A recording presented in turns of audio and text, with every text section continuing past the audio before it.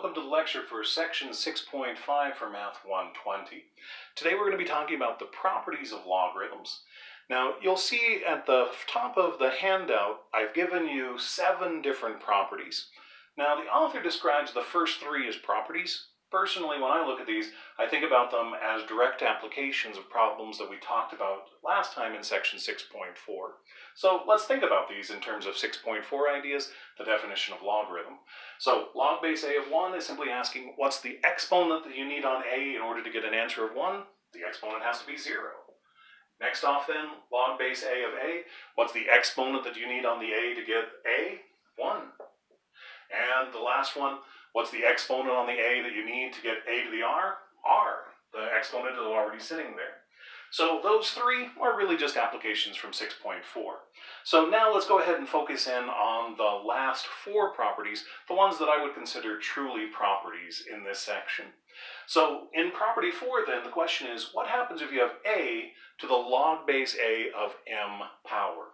In order to understand this, you'll notice below the table I've given you a graphing area, and in particular a mapping area.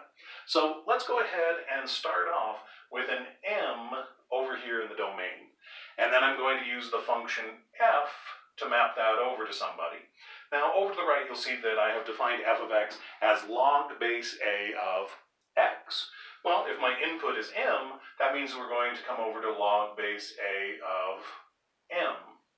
So now that we have that then, think about what f inverse does. The whole idea of having an inverse function was to have something that would undo what the original function did. So f inverse would have to undo this mapping, and it would have to take log base a of m back to m again. However, when you think about logarithms, their inverses are exponential functions. So the inverse of log base a of x is in fact f inverse of x being a to the x power, the exponential function. So let's think about what that means then in terms of just f inverse notation. So f inverse, well, I'm giving that a log base a of m. And that has to be a to my input value. So this has to be a to the log base a of m power.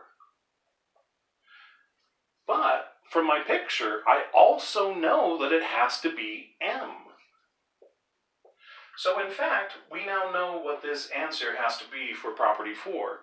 A to the log base a of m is equal to simply m. So whenever I look at this particular problem, I always think about it in terms of inverses. I have an exponential piece, a to a power, and I have a logarithmic piece, log base a. As long as the bases are the same, they're going to undo each other, because that's what inverses do. And if they undo each other, the only thing that's going to be left is that m. So anytime you look at property 4, that would be my suggestion of how you think about it. Inverse functions undo each other, and you end up getting m back. So now that we are set for property 4, let's check out our last 3 properties. Now, in order to understand these last 3 properties, you'll notice I have recall statements for each one of those. So let's start off with our first recall statement, x squared times x to the third. If I have x to a power times x to a power, I add the exponents. So we know in the world of exponents that there's a connection between multiplication of the x guys and addition of the powers. Well, remember that logs are powers. So if I can tell you something about an exponential statement, I can tell you something in terms of logarithms as well. So log base a of m times n, well, there's a connection between multiplication and addition of the exponents. So this is going to be log base a of m plus log base a of n. There's a connection between multiplication and addition. Well, okay, let's check out the next one. X to a power divided by x to a power. According to the quotient rule, I subtract those exponents. It's 5 minus 3. So there's a connection between division and subtraction. So log base a of m divided by n ends up being log base a of m minus log base A of n. Once again, there's a connection between division and subtraction. And then finally, x to the 7th squared. If you have x to a power, you multiply those powers, so it would be 7 times 2. So when I look at this problem, notice I have an exponent and I have a power of r like that. Well, when I have that power of the r, that means then that I can connect this into a multiplication. So this is r times log base A of m. Now, frequently as we move forward in the section, what I'm going to comment about is that when I think about this, I think about it as simply bringing that r down in front. So if we have log base A of m to the r power, we can bring that r down in front, and it becomes r times that log base A of m. Now, there are several things that I want you to notice when you look at properties 5 through 7.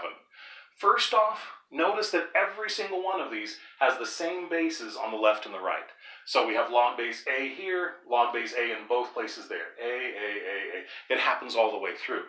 The other thing that you have to be kind of careful about, especially when you're doing properties 5 and 6, is to make sure then that you know where the multiplication happens and where the addition happens, or where the division happens and where the subtraction happens. So on the left-hand side of property 5, notice that the multiplication is happening inside the parentheses. So we have the log of a product.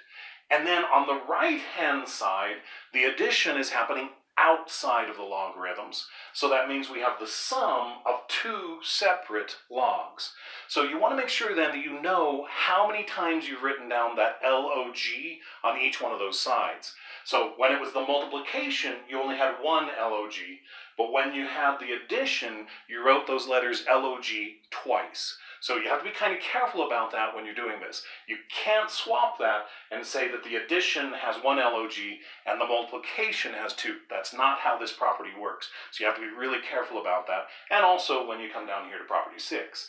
When you're looking at the division, there's one copy of that log, but when you rewrite it as the equivalent subtraction, there are two logs running around.